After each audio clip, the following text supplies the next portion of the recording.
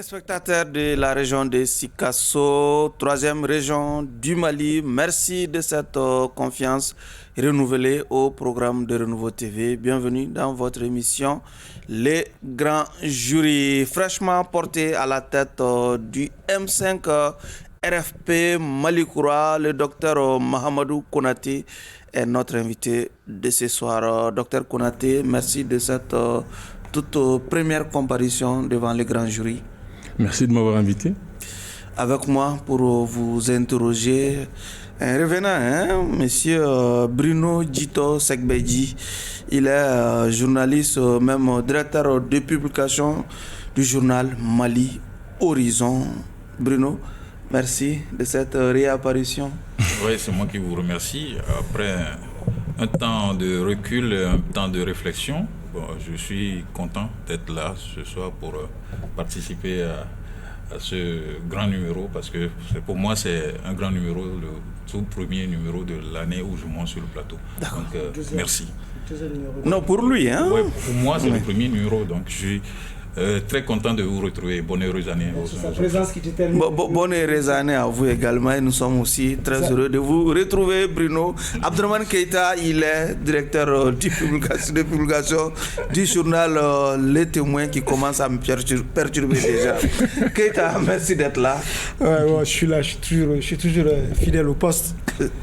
Voilà. Merci de cette fidélité. Sauf que je trouve que vraiment c'est trop dire que c'est une réapparition. C'est quand même un retour, plus tout. Oui, un retour après un petit temps. Quand même. Ouais, ce n'est pas une réapparition. Il exagère quand même parlant de réapparition. Et je suis Oumar B. Sidibé pour ceux qui nous suivent sur la radio Renouveau FM ou la 98.1 FM. Encore une fois, bienvenue à toutes et à tous. Docteur Konaté, votre regard déjà sur la composition du jury de ce soir. Je rappelle que vous êtes docteur en droit public. Merci. Je suis ravi d'avoir en face de moi des directeurs de publication, des journalistes aguerris à qui on n'a rien à apprendre quant à la déontologie et de l'objectivité. Donc je n'attends pas moins d'eux que de faire exactement le travail. D'accord. Merci. Bruno, vous avez une attente particulière? Bon, l'attente, c'est nos téléspectateurs ont besoin d'être édifiés sur l'actualité. Donc, c'est un grand cadre, un publiciste. Moi aussi, je suis un publiciste, donc je suis content d'être à son école, d'apprendre sur l'actualité, la langue, et puis on verra bien. J'ai cru comprendre qu'il ne mâche pas ses mots, donc droit dans ses bottes, on verra bien. Abdraman, on verra bien? Ouais. On verra très bien. Moi aussi, je suis très content de l'accueillir. Il est vrai très sérieusement qu'il n'existe pas dans mon champ de connaissance de la scène publique. Moi, je maîtrise. Mais j'ai pris le temps quand même d'apprendre un peu de lui. Je pense que sa présence ici est opportune pour chacune de ses casquettes. Que ce soit sa casquette de maître du droit public, puisque l'actualité est traversée par ces questions-là actuellement.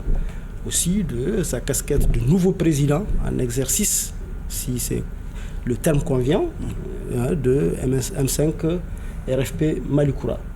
Donc il y a beaucoup de choses à dire et nous pensons, comme Bruno vient de le dire, avec son franc-parler et le courage d'expression de ses idées, et les téléspectateurs et les auditeurs de Renouveau seront bien mieux édifiés sur certaines questions. Ok.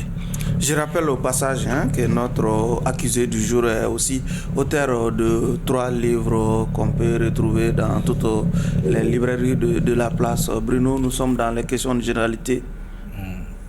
Comment un publiciste arrive je crois qu'il est professeur d'université, à lier votre profession, professeur d'université, écrire et être sur la scène publique? Comment vous arrivez à gérer ça dans les généralités? Si vous pouvez nous dire un mot. Je crois que c'est une question d'abord de passion et ensuite d'organisation.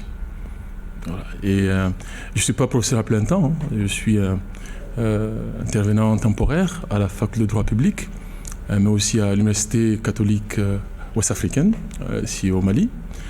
Et je dirige un cabinet, un bureau d'études et de conseil d'ONCO pour la gouvernance et la sécurité.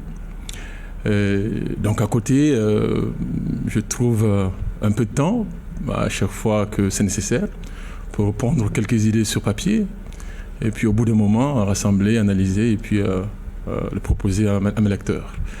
Et la passion, ce que j'ai toujours depuis mon enfance, depuis particulièrement le lycée, je suis engagé dans des activités associatives au service de l'intérêt collectif. J'ai eu à diriger la Ligue islamique des élèves étudiants de Mali, à diriger le club Yoa, OUIA à l'époque, la jeunesse OUIA. Et après à l'université également, j'étais dans le bureau de l'association des étudiants et stagiaires maliens de l'Algérie. Je suis énarque d'Alger. C'est là d'ailleurs que j'ai rencontré le ministre Maïga. C'est donc un ancien camarade d'école. Ministre Maïga, lequel? Abdoulaye Maïga. Voilà.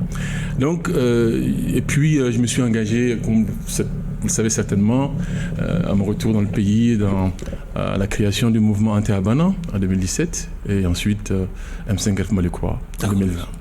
Abdraman. Oui.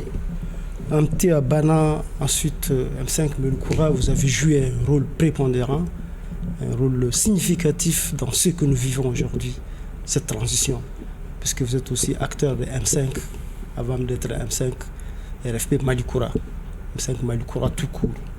Aujourd'hui, quels sont les enseignements que vous tirez, vous, de tout ce à quoi vous avez eu à participer et dont le résultat paraît manifestement mitigé aujourd'hui? Alors, premier enseignement, c'est qu'on ne connaît jamais assez les hommes. Alors, je le savais en théorie, mais bon, j'étais quand même quelque peu navré de le découvrir dans les faits. C'est un premier grand enseignement que j'ai tiré de ma lutte jusqu'ici, au service bien sûr, de l'international. Le deuxième enseignement, c'est également la différence entre la lutte et l'épreuve du pouvoir. Et nous avons des camarades qui ont expérimenté les deux et avec lesquels nous n'avons pas eu toujours le même point de vue sur la meilleure façon d'agir. Le troisième enseignement, c'est que la versatilité du peuple que nous avons tous bien sûr apprise en théorie dans nos écoles. Je parle de versatilité. Oui, versatilité, absolument, lapsus. Dans les écoles, est quelque chose de vraiment pénible à vivre. Je vous rappelle que pendant la première phase de la transition, le M5 a été honni par les autorités actuelles et par une bonne partie des populations. Et il a fallu le retour du président du comité stratégique M5 Malikura au pouvoir pour que cette situation change. De tout au tout. Vous dites le retour du comité stratégique, du président du comité stratégique. Malikura. Non, pas Malikura. Oui, c'est ce que vous avez dit. Le comité stratégique de M5 RFP. Le retour ou l'accession? L'accession, c'est encore mieux. L'accession, c'est encore mieux. Okay. Voilà, au pouvoir. Donc, nous constatons manifestement que vous êtes vraiment déçu du résultat de ce à quoi je suis. En fait, j'ai appris. Non, c'est pas de la déception. Il y a un peu de déception, évidemment, je le reconnais. Mais je ne suis pas que dessus. Parce que quand on apprend. Et qu'est-ce que vous attendiez de tout ce à quoi vous avez participé et qu'est-ce qui n'a pas marché selon vous? Si vous voyez que nous avons créé une nouvelle direction, le comité stratégique du M5 RFP Malikura, c'est parce que nous pensons que la lutte que nous menions n'était pas terminée. Que les objectifs pour lesquels nous sommes battus, pour lesquels nous avons mobilisé les Maliens n'étaient pas encore atteints et que nous ne devions pas baisser les bras. Oui. Donc c'est pour cela que nous sommes encore là. D'accord. Et que nous continuons à parler au parler de nouvelle direction, j'ai comme l'impression que vous ménagez les mots. Il y a eu une scission, n'est-ce pas, M. Konaté? Est-ce qu'il n'y a pas eu une scission carrément entre le M5 et puis le M5 Malikura? Parce que les appellations ne sont même pas les mêmes. Et puis les prises de position sont devenues quasiment antagoniques. Oui. Évidemment. Donc si vous pouvez nous édifier davantage, qu'est-ce qui s'est réellement passé entre le M5 RFP originel, et puis vous qui avez... non, quand vous posez la question comme ça, je ne suis pas d'accord. Nous nous considérons comme les M5 RFP originels. En tout cas, voilà. l'appellation... Ce que je peux vous dire, c'est qu'il y a une séparation. Vous avez adjoint Malikoura. Oui, nous avons adjoint Malikoura pour rappeler au peuple malien l'objectif initial de notre combat. Quand nous soulevions contre la gouvernance d'Ibeka, nous appelions à l'instauration, à l'avènement de la bonne gouvernance des affaires publiques, mais aussi à un Malien nouveau, à un État de gouvernance nouveau, Malikoura. Vous estimez qu'aujourd'hui, il n'y a pas de bonne gouvernance qui soit en chantier ou bien? En chantier, oui. Voilà, nous sommes en chantier. Voilà, nous ne sommes pas encore, bien sûr. Et pourquoi n'avez-vous pas patienté pour que cette mise en route de la bonne gouvernance à laquelle vous vous attendez fasse effet, alors que vous êtes déjà quasiment radicalisé? On vous sent ennemi ou bien adversaire du M5? Nous nous considérons ennemis de personne. Adversaire peut-être? Même pas adversaire, hein, pas surtout de ceux à qui vous faites allusion. Je vous ai dit que nous sommes séparés parce que nous pensions que la démarche de gestion du comité stratégique violait l'esprit du combat pour lequel nous avons mobilisé les Maliens. Et qu'il y avait une tendance à faire du M5 RFP une caisse de résonance de quelques idées, quelques personnes, je veux dire comme ça. Et nous n'entendions pas cela de cette oreille. Nous avons essayé de nous faire comprendre, malheureusement, nous n'avons pas été entendus, et nous sommes obligés donc d'appeler les uns et les autres qui pensent comme nous que l'esprit du M5 RFP est en danger, que notre devoir envers le peuple de continuer à veiller sur la bonne marche de la transition vers l'instauration d'une gouvernance vertueuse des affaires publiques était en danger, de nous retrouver et donc de créer cette nouvelle direction pour continuer le combat. Avant la création du M5 RFP Malikoura, il me semble que vous avez d'abord, avant cette création, claqué la porte du M5 en tant que plateforme. Oui, tout à fait. En tant que plateforme. Oui, tout à fait. En tant que plateforme, vous avez claqué la porte et vous dites, comme les raisons évoquées, c'est que, comme vous venez de le dire, que vous ne partagez pas la même approche que le président actuel du comité stratégique, qui est Choguel Maïga. Est-ce qu'on peut savoir quel est ce que vous pensez de ces approches et ce que vous reprochez par ailleurs à la junte même, parce que vous dites que vous n'irez ni avec la junte ni avec la CEMAS de Mahmoud Dicko, parce que vous ne partagez pas les mêmes approches avec eux. Oui, je disais ça le 16 mars, je pense 2021, quels sont les avant points la deuxième phase de la transition. Quels sont les points d'achoppement que vous avez avec Choguel Maïga et quelles sont les divergences d'approche entre vous et les... Je ne voudrais pas vraiment personnaliser. Oui, non, pas vous, je dis la plateforme, puisqu'en réalité, vous êtes là-bas quand même en tant que plateforme. Je ne veux pas dire vous personnellement. Quand je dis vous, je parle de la plateforme, d'une entité quand même morale. Écoutez, il y avait beaucoup de réformes internes en cours. Par exemple, la réorganisation de notre mouvement, la structuration de notre mouvement. Et il était prévu qu'à un moment donné, que la présidence soit tournante. Et certains étaient hostiles à cela. Absolument. Et il était également prévu que pour l'organisation de toute activité, que les entités composantes soient dûment informées à temps. Donc qu'il y ait une inclusivité dans le processus de prise de décision. Je vais me limiter à ces deux éléments. Or, il y avait même basse. Exactement. Voilà. Et pour la junte? Alors, pour la transition... Vous ne l'appelez plus junte, puisque... Écoutez, pendant la première phase, oui. Vous l'appelez junte, mais maintenant... Écoutez, pendant la première phase, je pense que ceux qui sont également aujourd'hui au pouvoir l'ont montré qu'ils avaient eux aussi une divergence de vue avec la première phase de la transition. Donc, nous ne sommes pas les seuls à avoir eu cette appréhension-là à laquelle vous faites référence. Et qu'est-ce que vous répondez à ceux qui disaient que vous n'avez pas été associé étiez à la gouvernance, vous n'avez pas eu de poste de ministre, et c'est pour ça que vous étiez plus ou moins frustré, et donc vous avez pris du recul par rapport à M5 RFP. Non, je pense que ce sont des accusations gratuites. En fait, pour ceux qui connaissent nos liens avec les militaires au pouvoir, en tout cas en ce qui me concerne, je peux parler pour moi.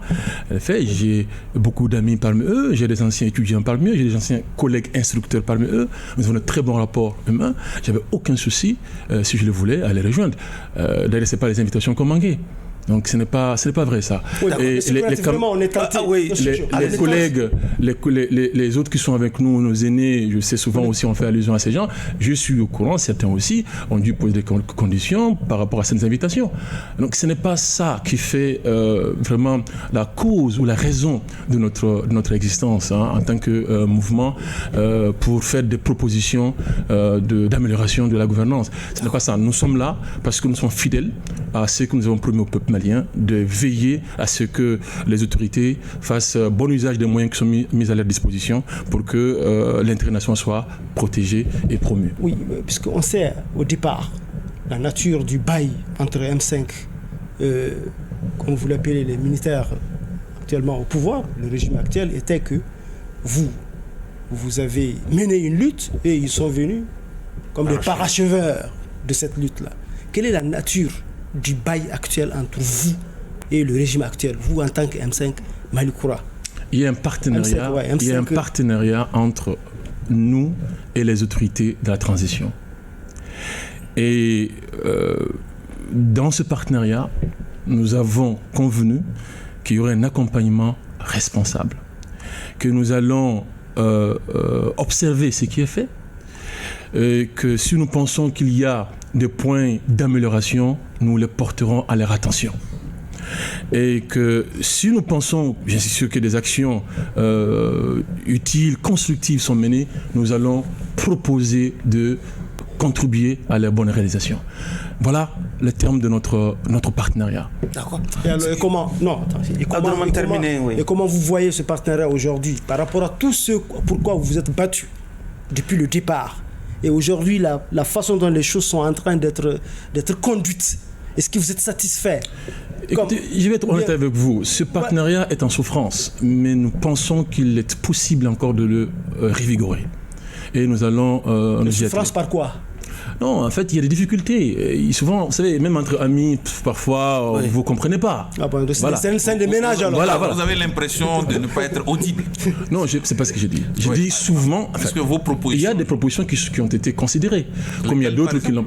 Par exemple, nous avions demandé en son temps, c'est que les autorités de la transition fassent tout pour ouvrir le dialogue avec la classe politique. Et ça a été entendu. Par rapport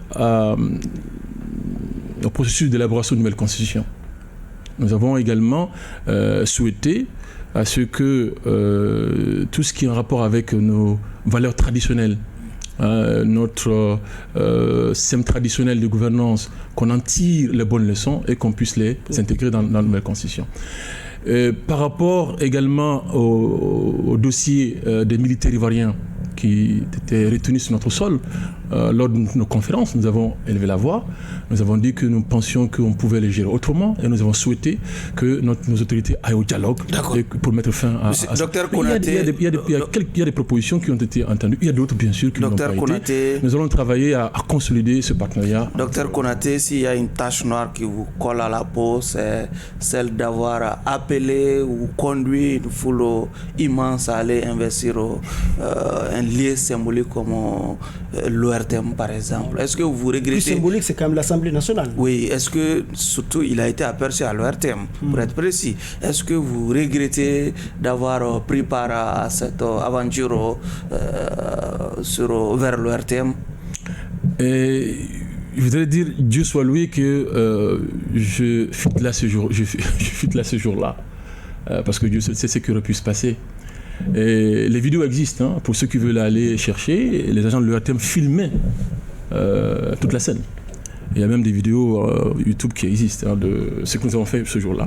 Il y a eu, comme dans toute manifestation, il y a eu des débordements.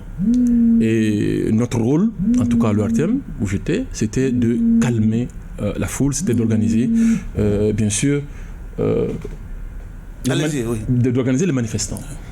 Pour que la désobéissance civile qui était en œuvre soit menée dans le respect des règles en la matière.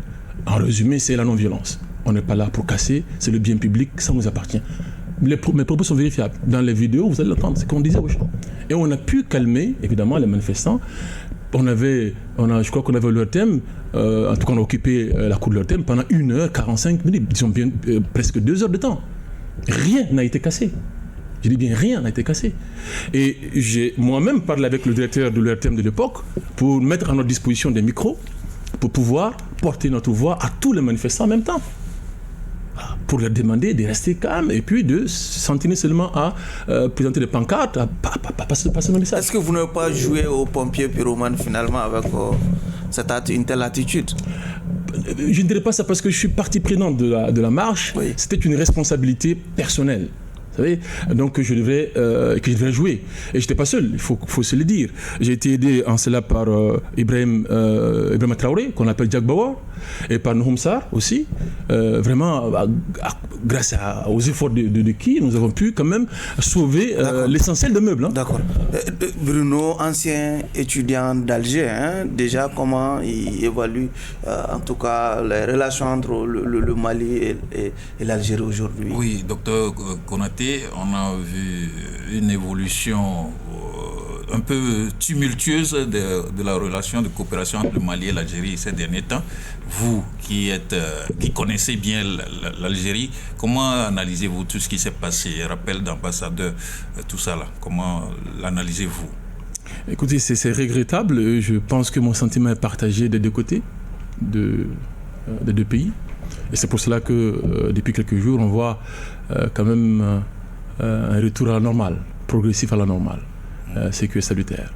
Vous savez, c'est souvent des envolées un peu émotives qui nous font prendre souvent des décisions comme cela. Oui, ça y est, le rôle de l'Algérie dans la crise, dans la gestion de la crise sécuritaire. Je pense que l'Algérie, jusque-là, a joué, à mon sens, un rôle principalement positif. Il faut quand même le rappeler que c'est nous qui sommes partis les chercher. En 2015, pour être le chef de file de négociations qui allaient se passer chez eux. Pour parler. Donc il faut être reconnaissant. Et ils ont bien été respectueux envers nous, généreux d'accepter ce rôle souvent ingrat. Il n'y a quand même pas de soupçon d'accointance entre Alger et Écoutez, moi je ne suis pas dans ces secrets, nos autorités sont mieux placées pour apprécier ces détails que je n'ai pas. Moi je vous dis ce que je vois en tant que analyste, observateur, je ne peux jouer qu'avec ces éléments-là. Donc c'est à eux qu'il faut poser ces questions. Je sais que l'accueil des rebelles, des dirigeants rebelles dans la capitale algérienne a été quelque chose à l'insu, oui, qui n'a pas été compris. Mahmoud Douko. Bon, c'est pas le même registre quand même. A été mal apprécié par nos autorités pour les raisons qui les sont beaucoup plus. Moi, je pense que peut-être ce qui a le plus heurté, c'est peut-être ce manque de communication. Au préalable. On aurait dû juste, au moins les informer. Je ne crois pas que les autorités s'y seraient opposées. L'Algérie est un pays souverain. Quelqu'un qui reçoit les rebelles d'un pays, c'est pas forcément pour les donner les armes. Ça peut être aussi pour les demander de s'asseoir autour de la table de négociation avec les autorités contre lesquelles ils se battent, pour arriver à une solution pacifique. Oui, effectivement, vous avez grand espoir. Des signaux qui sont en train d'être lancés de part et d'autre que les relations vont se rétablir, sauf qu'elles pourraient achopper sur cette question qu'est l'accord d'Alger.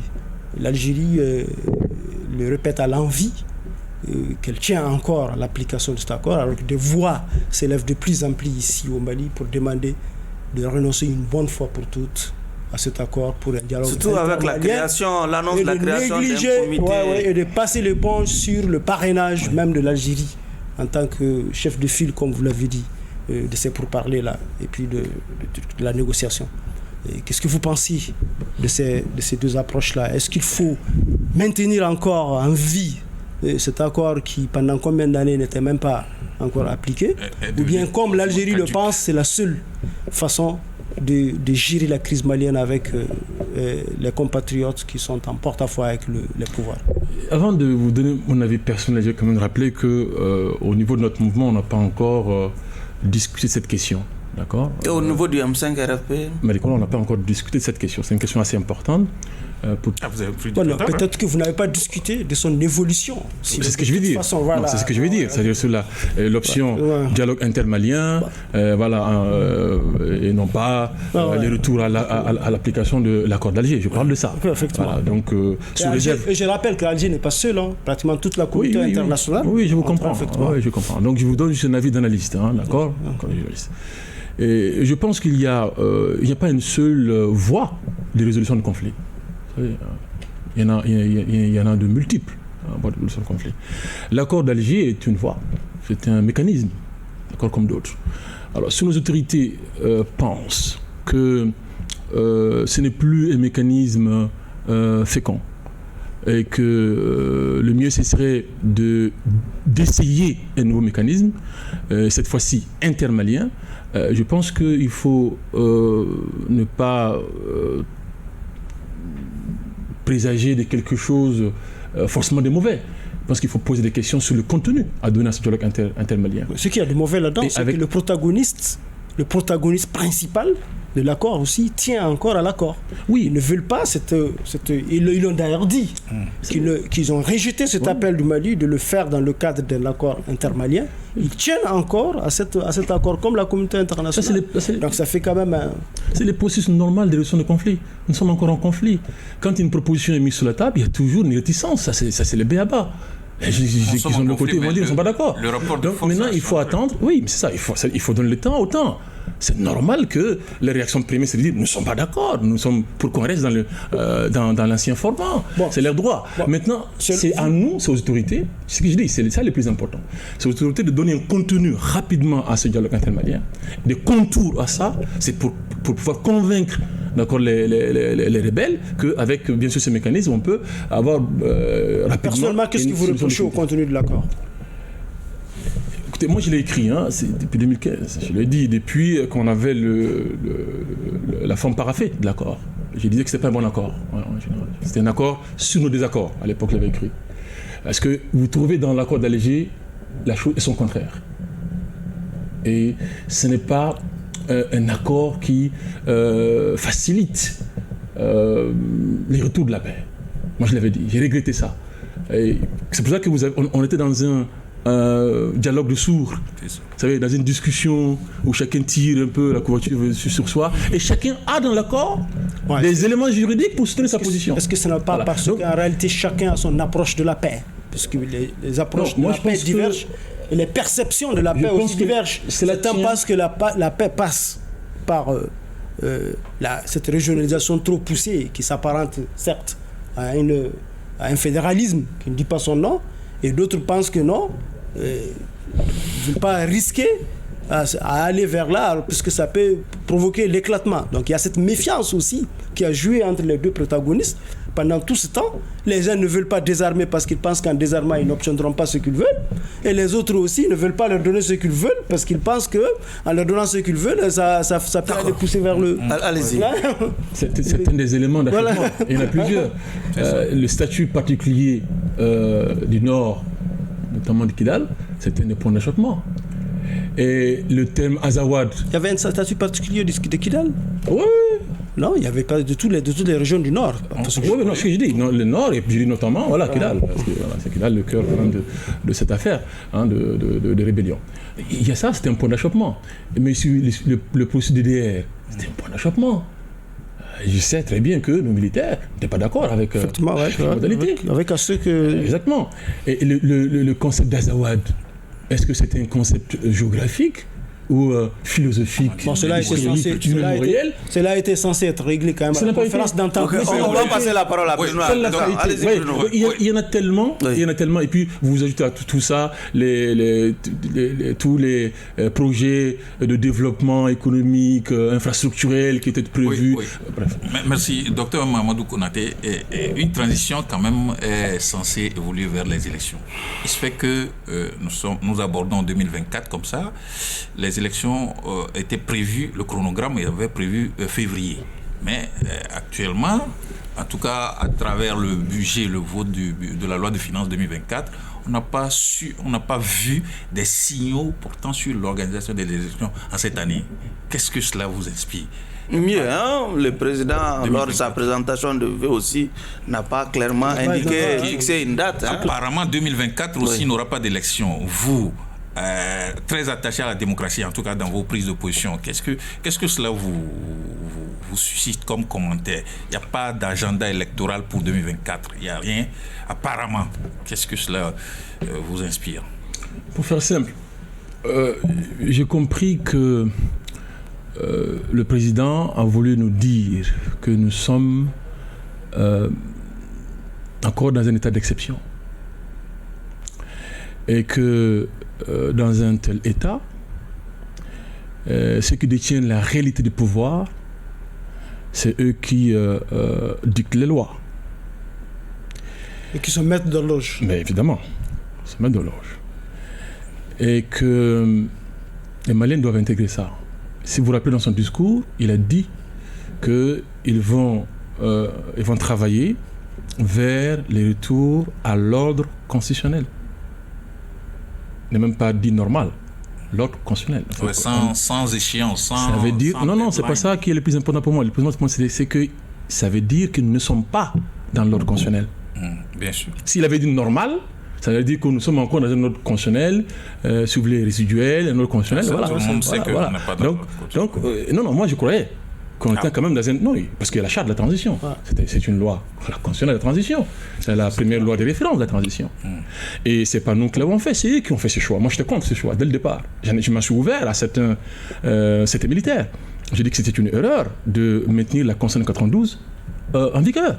Qu'il fallait prendre son courage et la suspendre. C'est eux qui ont fait le choix de ne pas suspendre la constitution de 92. Et maintenant, on a une nouvelle constitution qui est également en vigueur. Donc, c'est vrai, ils sont dans un système un peu hybride, constitutionnel hybride. Ils ont fait le choix de ne pas consommer le coup d'État. Bon, je ne vous ai pas dit ça, c'est ça que je dis. Donc, vous voyez, c'est ça. Et moi, j'étais encore, jusqu'au discours, en train de penser qu'il y a quand même un ordre constitutionnel minimal, qui est là et qui permet de baliser, si vous voulez, l'exercice même des droits et libertés des gens jusqu'à la fin de la transition. Mais là, le discours vous dit clairement, nous sommes dans un état d'exception. D'accord ? Donc il faut intégrer ça. Et c'est pour ça que j'invite les autorités, à mon nom propre, ça c'est une analyse en tant qu'analyste, c'est vraiment de prendre une loi, de réfléchir à prendre une loi spécifique pour déterminer les conditions d'exercice des droits et libertés des citoyens pendant le reste de la transition. Comme vous le savez, dans la Constitution, c'est dit, les droits qui nous sont reconnus s'exercent dans les limites de la loi. C'est dit dans la Constitution. Donc il faut qu'il songe à cela, prendre une loi, et là on va lever la confusion. Parce qu'il y a des gens qui pensent que nous sommes encore dans un état démocratique. Nous sommes encore dans une république. Ouais, nous avons des droits constitutionnels, donc on va les exercer. Et ils ont raison, parce que les autorités disent que ces conditions sont en vigueur. Vous comprenez ? Donc pour lever le malentendu, la confusion, est-ce que c'est un état d'exception dans lequel nous nous trouvons, ou c'est dans une république que nous nous trouvons ? Donc il faut situer les gens, prenez une loi, déterminer les conditions. Est-ce qu'il n'y a pas urgence à penser aux élections, ne serait-ce que les conceptualiser pour... Alors, je pense que selon vous, il est utile et nécessaire de penser aux élections. Et on ne peut en convaincre le peuple qu'en lui proposant, bien sûr, un calendrier. Mais on ne vous entend pas dans ce... Écoutez, on n'a pas... Je vous ai dit, en tant qu'analyste, je vous dis ça. Moi, je viens de prendre la fonction hier seulement. Écoutez, il faut être patient. Dans les jours à venir, nous allons rapprocher notre partenaire et nous allons essayer de nous faire entendre. D'accord. Et je pense qu'il y a des chances qu'on vous avez une plateforme autonome quand même. Oui. Là, effectivement, Oui, cette histoire de M5, vous avez une période qui a toujours mais aujourd'hui, été autonome, qui s'est toujours exprimé en dehors du M5. Mais je suis bien avant, comme ce qu'il dit avant. Oui. Avant d'être président, il y avait la plateforme. Vous auriez pu vous exprimer dans le cadre de cette plateforme-là. Vous ne l'avez pas fait. Nous avons l'occasion de Mais nous c'est que je exprimer sur ça. constate. Non, écoutez, c'est juste une seconde. Nous avons eu l'occasion de nous exprimer sur les élections, attention, à plusieurs reprises. Oui. Même lors de nos conférences de presse. Oui, d'accord. Je parle du dernier dénouement. Voilà, je parle du Moi, exactement. Moi, je constate. Et là aussi, on s'exprime là-dessus. Ce que je constate, M. Konaté, et à l'époque, on avait vu. c'est que j'ai dit comme l'impression, on a comme l'impression en vous écoutant que vous vous complaisez dans cette situation et que vous vous résignez à l'admettre comme une fatalité. Non. C'est ça en réalité, alors que vous êtes battu contre un pouvoir pour beaucoup moins que ça. Est-ce que simplement, c'est-à-dire vous êtes battu simplement contre la tête d'une personne ou bien contre des principes? On est quand même en droit de s'interroger. Tout à fait. Je pense. Surtout que vous êtes intervenu en 2017 en Terre-Banane. Voilà, donc on ne vous reconnaît pas, on ne reconnaît pas. Ou bien c'est parce qu'en réalité c'est un pouvoir militaire, il inspire beaucoup plus la peur et la frayeur qu'un pouvoir politique qui est peut-être le petit mur des autres acteurs politiques. Je vous ai plus dit qu'un que pouvoir militaire, il faut peut-être l'admettre, à le reconnaître comme tel, que nous sommes dans un pouvoir militaire, nous avons peur, nous n'avons plus le même courage qu'hier. Écoutez, je finissais mes propos. Ou bien. Je finissais mes propos tout de suite en réponse à votre collègue que nous sommes exprimés sur le report.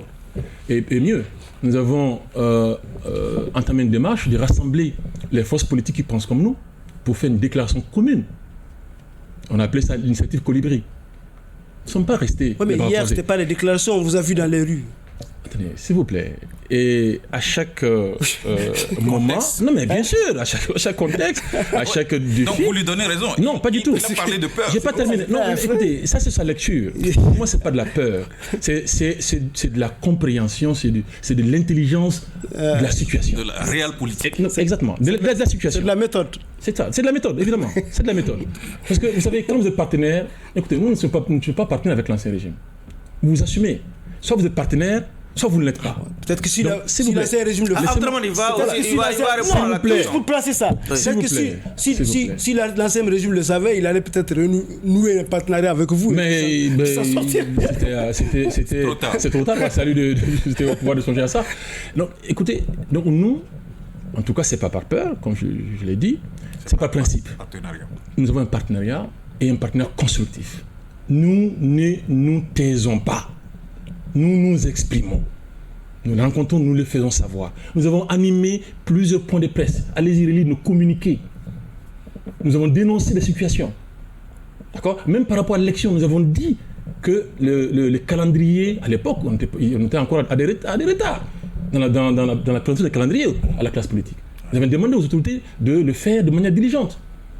Et avant même de se concerter suffisamment avec la classe politique pour que ce ne soit pas unilatéral. Nous avons dit. Donc quand il faut s'exprimer, nous nous exprimons. Mais ce que vous voulez, ça c'est votre sentiment, ça vous engage. Ça c'est la réalité du moment qui les décidera. Voilà. Donc jusqu'à aujourd'hui, nous pensons qu'il est encore possible de travailler conjointement avec les autorités de façon constructive à relever les défis qui s'imposent au Mali. Et donc, jusqu'à ce qu'on ait cette conviction, on va continuer à travailler comme ça. Mais le jour où nous la perdrons, évidemment, nous allons aviser. Comment vous évaluez la sincérité de votre partenaire ?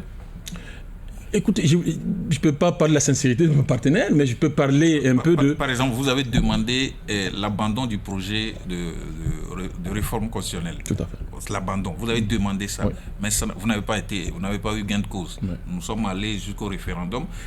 Votre partenaire ne semble pas vous écouter. Comment vous pouvez maintenir ce cap de confiance quand le partenaire ne semble pas vous écouter, visiblement?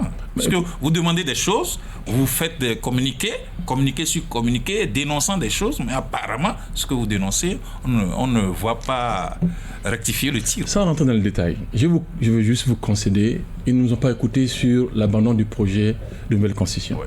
Mais ils nous ont écoutés sur le dossier des militaires ivoiriens. Ce n'est rien ça? Vous avez l'impression que c'est vous qui avez été décisif, c'est toute la communauté internationale qui avait plaidé pour que ces militaires soient libérés. Je voulais retourner la question. Est-ce que vous pensez que le fait qu'ils n'ont pas abandonné le projet de constitution, c'était dirigé contre nous? je vous la question. C'est nous qui posons les questions.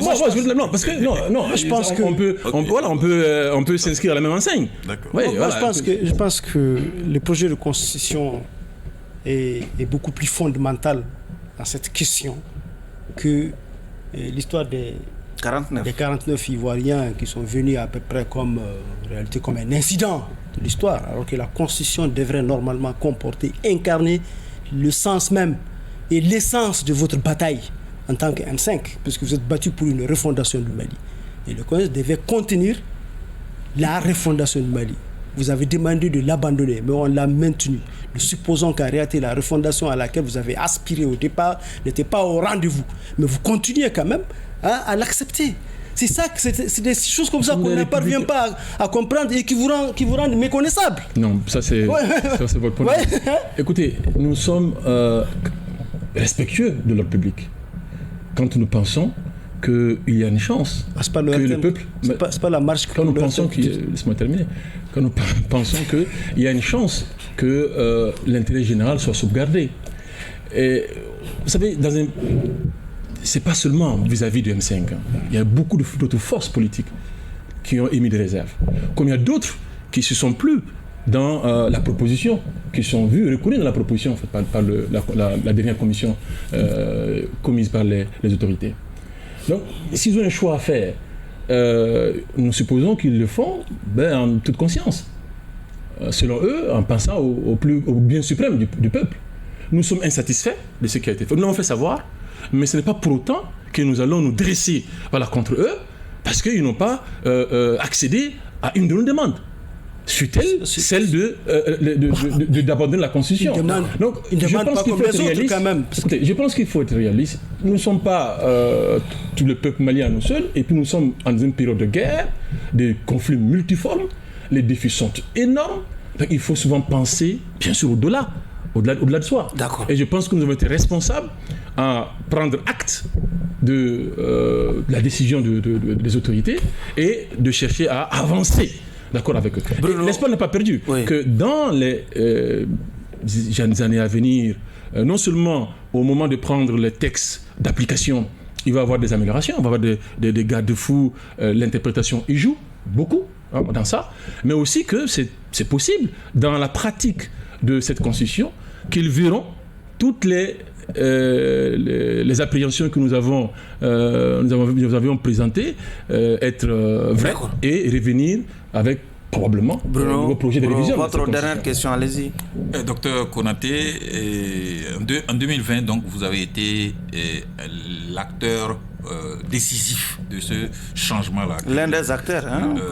C'est pourquoi dire décisif. Le M5, dans son état initial, et que les militaires ont parachevé. 3 ans plus tard, 3 ans aujourd'hui, est-ce que, en votre âme et conscience, est-ce que vous êtes la main sur le cœur, vous êtes satisfait du parcours que le Mali a fait d'août 2020 à aujourd'hui, votre âme et conscience face aux citoyens? Je ne suis pas satisfait. Pas... Est-ce que vous avez des regrets? Est-ce que vous avez l'impression que vous auriez pu laisser le pouvoir Ibeka ménager? Ça non. Ça jamais. Ouais. Ça, j'ai la conviction que nous avons fait ce qu'il fallait.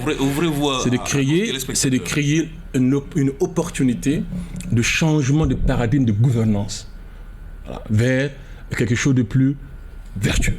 Ça, je ne le regrette pas. Nous avons créé cette opportunité. Maintenant, ceux qui s'en ont saisi, ce qu'ils en ont fait, oui, bien sûr, j'ai des regrets.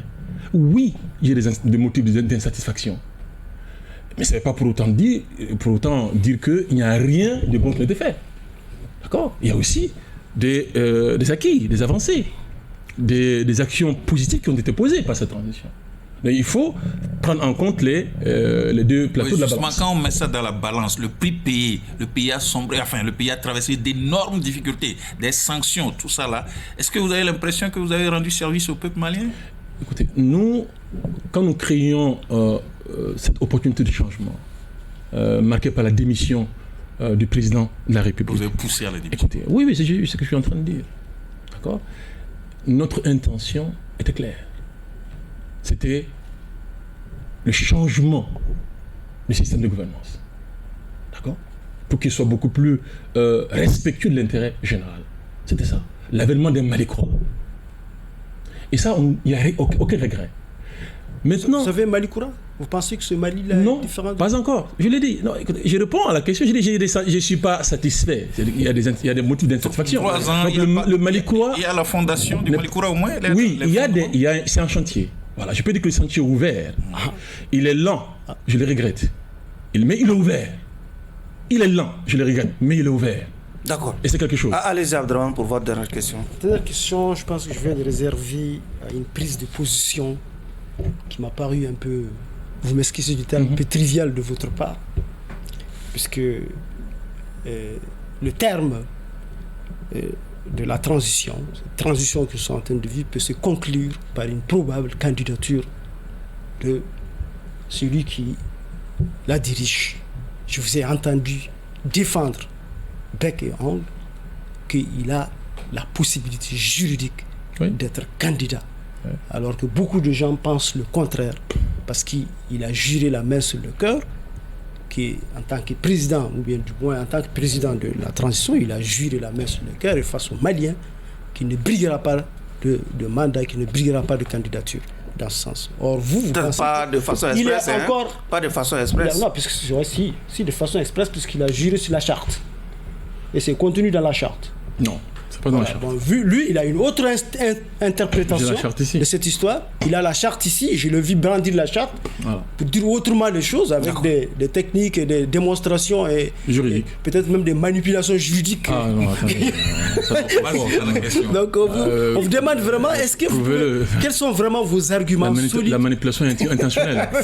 Elle est intentionnelle. Donc vous ne prêtez pas ça. Bon d'accord, allez-y. Voilà. Qu'est-ce que vous pensez? Ouais, je n'ai pas de problème, je retire. Allez-y.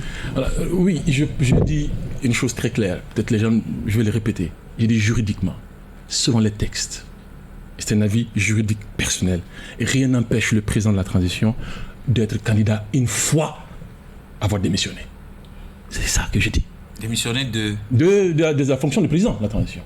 La loi dit 4 mois avant. S'il démissionne dans les 4 mois avant, il est ancien président de la transition. Il n'est pas juridiquement le président de la transition. Donc il n'y a rien expressément dans la charte qui interdirait un ancien président de la transition d'être candidat. C'est ce que j'ai dit. C'est le droit positif, ça. D'être candidat à la fin de cette transition. Rien.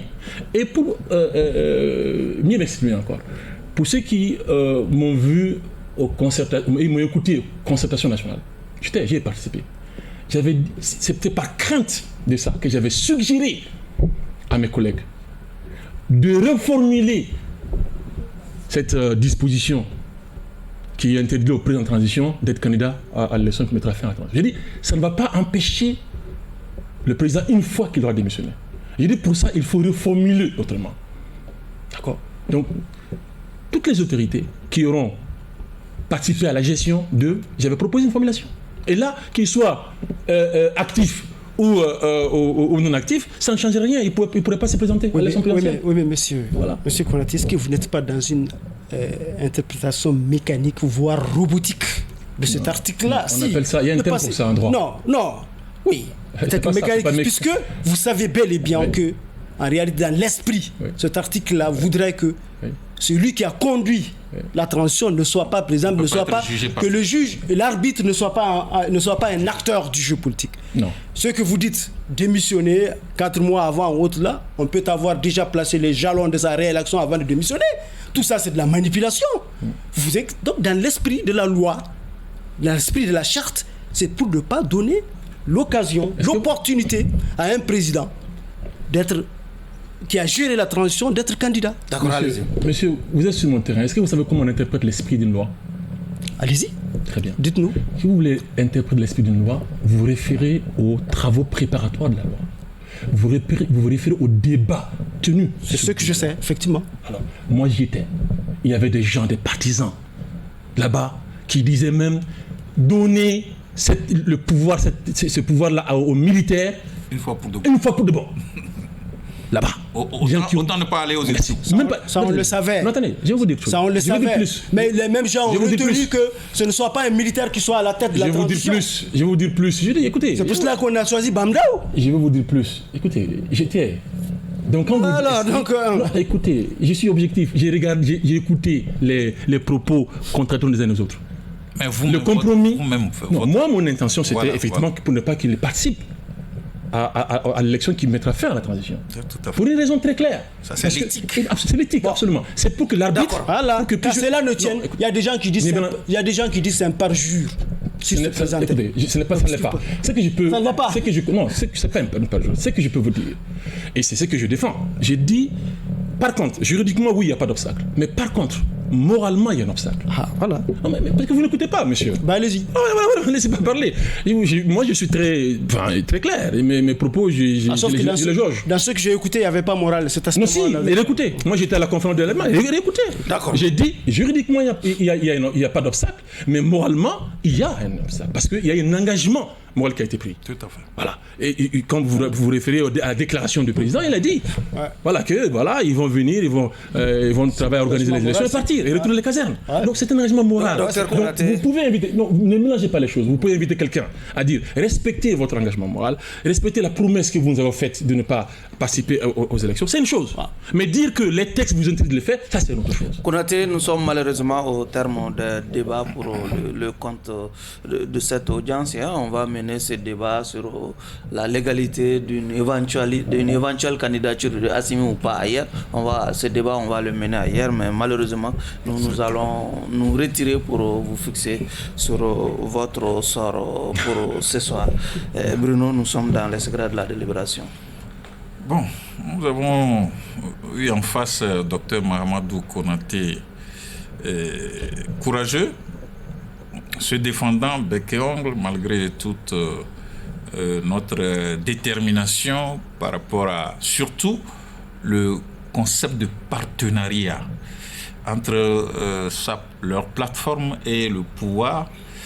Je suis un peu piqué au vif par rapport au fait que, je l'ai souligné, un certain nombre de propositions, de dénonciations, de désaccords entre le M5 et RFP Malikoura et le pouvoir, mais est-ce que cela n'ait pas d'incidence sur la solidité de... C'est pas que je souhaite qu'il y ait d'incidence, mais... De leur mariage, hein? Oui, la réalité de la politique, à mon sens, c'est que quand vous êtes partenaires alliés comme ça, et que vos propositions sont quasiment, vous permettez l'expression, mises au garage, et que des gens revisitent leur position. Mais je ne sens pas, il est toujours déterminé jusqu'à concevoir que le président de la transition puisse juridiquement se retirer quelques mois, être président. Ça me laisse un peu sur ma soif, mais c'est sa conviction. Il est libre d'avoir son point de vue. Mais au point de vue argumentaire, je suis favorable à ce que nous le libérions. Abdraman? Oui, effectivement. Moi, je pense que je vais abandonner quelque part dans le même sens que Bruno. Hein. Nous avons en face quelqu'un, un homme, on le sent. On le soupèse, qui a vraiment le courage de ses idées, mais qui se sent obligé de s'accommoder. Et je suis sûr que certainement c'est sa casquette de nouveau président. En tout cas, je présume que c'est sa casquette de nouveau président de M5 RFP Malikoura qui l'oblige d'adopter certaines postures parce que tout ce qu'il dit aujourd'hui est considéré comme étant une pensée collégiale, une pensée collective. Au-delà, il doit se retenir un peu. Et j'ai senti un peu cette rétention-là dans ce qu'il dit. Parce que je vois quelqu'un qui n'est d'accord avec rien en réalité. Il est d'accord avec rien, mais qui s'accommode quand même, qui continue quand même à s'accommoder. Il se réfugie derrière cette histoire de responsabilité qu'ils ont de préserver un pays qui est en guerre, alors même que le pays n'était pas moins en guerre sous la personne qu'ils avaient contribué à enlever, à dégager du pouvoir. Vous voyez? Donc je pense qu'en réalité, le Mali a un tournant où il est très bon que des cadres comme lui, vraiment, qu'on puisse vraiment exploiter convenablement leur potentialité. Vous voyez? Et que les gens puissent vraiment s'inspirer de ce qu'ils savent et autres là. Mais ce n'est pas ce à quoi nous avons assisté. Mais je reconnais quand même un grand talent devant nous, un grand talent. un grand connaisseur un grand connaisseur même du droit qui a aussi la capacité, si vous voyez, de s'élever. Et c'est pour cela que je retiens, Monsieur le Président, je me retiens de vous demander de le condamner avec la rigueur. Je vous demande surtout de lui accorder un sursis.